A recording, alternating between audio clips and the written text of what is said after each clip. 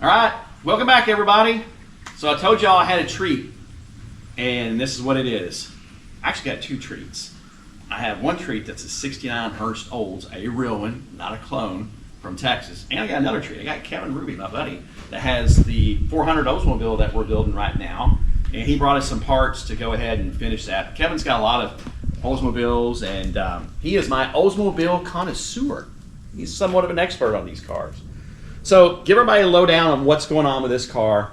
Scott, gentleman down in Texas, owns this car, and he said basically it doesn't feel like it quite has that shredding torque that it should have, that a 455 should have. And he was right. It was down on power a little bit, but before he had it brought up here, I had Scott take it to a chassis dyno shop in Fort Worth, Texas, because I wanted to get a feel for exactly where we were at. So again, this is numbers matching 455. These cars were sent off to Hurst in 69, is that right, Kevin? And how many, 937? Something like that. 9 something, yeah. Somewhere in the 900, so that's how rare this car is. I would say, in my opinion, this is Oldsmobile royalty, in my opinion. But, therefore, you know, it's got to be right. So, Scott took it to the chassis dyno shop there in Fort Worth, and they started playing with it. Sure enough, they were correct. He was right. It was way down on power. He picked up 60 horsepower at the rear wheels by them tuning and trying to see what was going on. Believe it or not, the coil was bad on this car. Great find by that chassis shop.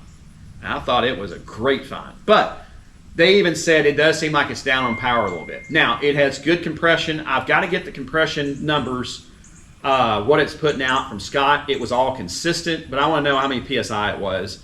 Factory, this car, I think, would have been 10.5 to 1 compression, probably. So. Now, you got to remember, we had good gas in 1969, leaded, ethyl, different animals back in the day. So with today, we've got unleaded, and with iron heads, you can be very careful. But Kevin and I are about to go ahead and open the hood. It has an exhaust leak. It's got a pretty good exhaust leak. So we're going to get this hood opened up. We're going to fire it up. Kevin and I are going to look at it, and I'm going to have Kevin look at this carburetor. I think this carburetor's had a lot of tinkering by other people, and I think the carburetor could probably use some attention. But we don't know what direction we're going to go in this car yet. You know, Scott and I are going to have some discussions, and we want to see how many levers we can pull. I really don't want to pull the engine on this car if it's got good compression. I mean, if the bottom end is great, I think the engine was actually overhauled probably 20 years ago, but this car didn't have any miles on it. Scott does drive it to car shows everywhere there in North Texas. He runs the air conditioning in it, and it does great, but it is lacking. So let's get into it. Let's see what we find out. And Kevin and I are about to open the hood and see if we can find this exhaust leak first.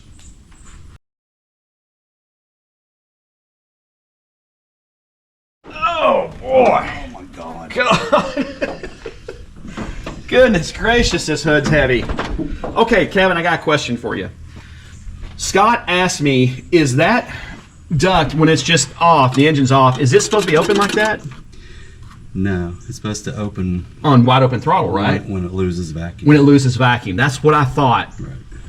And doesn't this solenoid obviously got a vacuum line going to it? That should be closed. Scott was correct. See what it does when we fire it up? Okay. It may close. Once we fire it up, it has vacuum? Yeah, but then when you step on it, that's when it opens. Okay. So lack of vacuum. A lack of vacuum. Let's see if it pulls it though. Okay. So we're gonna get this thing fired up. You're gonna hear an exhaust leak. We're gonna get to that, but let's see what this flapper does first.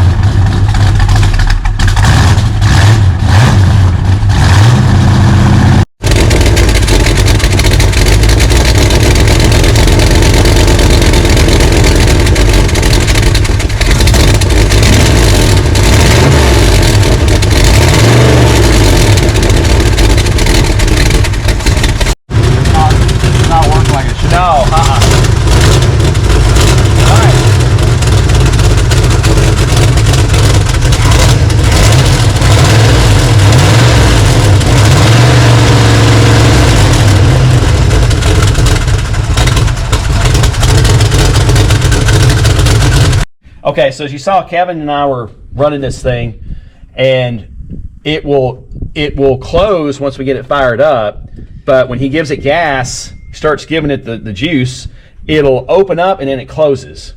So two things Kevin and I are talking about. Is this possibly an issue of the vacuum is not routed properly to the carburetor? Because you can see somebody has cut a hose and they put a vacuum tee in here, and I really doubt that's factory. Really don't think that's factory.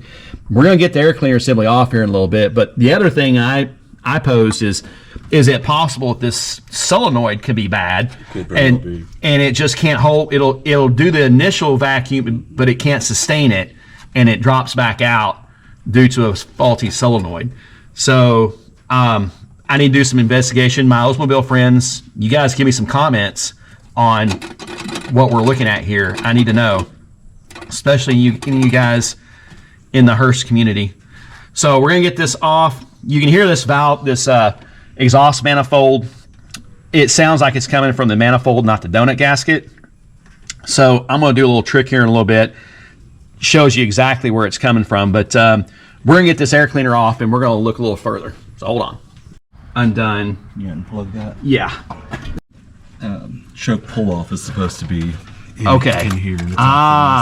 So Scott sent this carburetor off to somebody, and they basically told him he didn't need this or that. I can't remember, but obviously it's hard to start. The choke is not working at all. You can see I have to feather the throttle. Scott needs this thing, so when he goes out there to fire it up, he pumps it once or twice and the choke comes on. But you can see it's not. Kevin says it's missing a spring and some things. And I guess this dwell area is where that spring goes, Kevin? Right. Okay. It's as it heats up, the spring starts pulling expands. it back, and then you pull the choke. Okay. Yeah. You're missing the linkage, and it goes in there because this is the exhaust crossover, and that's where it gets its heat. So okay. So we know that the carburetor we need some parts here. So that's one thing. I may have that, by the way. Is that right? I might have that. Awesome. That would be great. Well, Kevin, I got to ask you something. These 3 holes, did somebody drill those afterthought, or are those 3 holes supposed to be there on that lever? That's an adjustment. Okay, it's an adjustment. It's meant to be there. Okay. So we know some things are going on. I'm about to look and see where I can find this exhaust leak, but there are some things that are kind of just not quite right. This right here, Kevin, is this correct? What's that? Right here? Is this all correct? That looks like a check valve of some sort. Yeah, that's your PCV. That's the PCV, okay. Yeah. Okay. They come directly from the intake. I see. Okay. Okay, so yeah, instead of using the valve covers, it takes it off the intake. Mm-hmm. Okay. All right. As far as the tune goes, timing and everything, the guys at the speed shop, I'd say they've got the timing right. But I'll be darned, they said that coil was bad. It picked up that much power at the rear wheels. So it was a great call. I got to give them credit, man. It was a good job. So I'm going to do a little trick here. I'm going to show y'all, but we're going to get this thing started back up again, and we're going to see if we see where this thing exactly is smoking. So hold tight.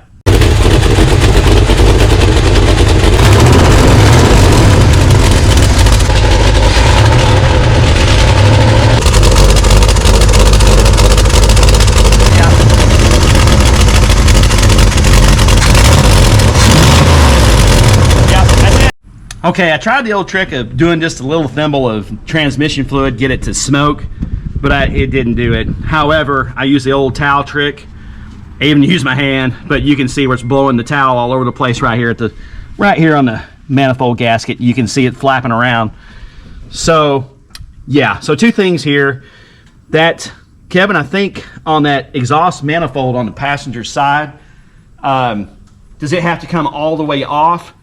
Or can you slide? Do they have gaskets that just slide down in there and you remove the other one, or does it got to come all the way off? No, you can just slide it in. Slide it in. Okay. So Kevin's looking at numbers right now in carburetor. He's doing some investigation. So that's one thing we're going to look at. So I don't want to approach this at just start tearing everything apart. You just don't do that. So I want to be strategic. I want to get the carburetor issue solved. obviously this exhaust leak is annoying. Get that resolved. Then we can hear the damn thing a little bit better, and then we can go from there. My question is, does this have a cam that is the right cam? Number one. Number two, is the cam degreed properly? It could be that this thing, just whoever installed the cam did dot to dot, and it may need to be advanced degree or two. I don't know. But if that's the case, obviously all this has to come apart, and we'll have to try to get in there and time it from the front with everything apart. You know, you dissect. This is a holy grail car. So this is something you approach very methodically, okay? So that's why I appreciate Kevin coming up here to give me a hand. So that's what we're going to do right now, folks. That's where we're at. I'm going to call Scott and give him an update, and we'll see. I want to know about this flapper valve. Is that working properly? I don't know. I just don't know. Any of my Oldsmobile friends that know these Hursts really well, give me your thoughts and suggestions and input, please. So that's about all we got for today. So please like, share, and subscribe. Kevin, thank you so much for coming up here and helping us out, buddy. Kevin is a connoisseur of Oldsmobiles, and he knows his stuff. So y'all, again, please like, share, and subscribe, and have a great day. Thanks, everybody.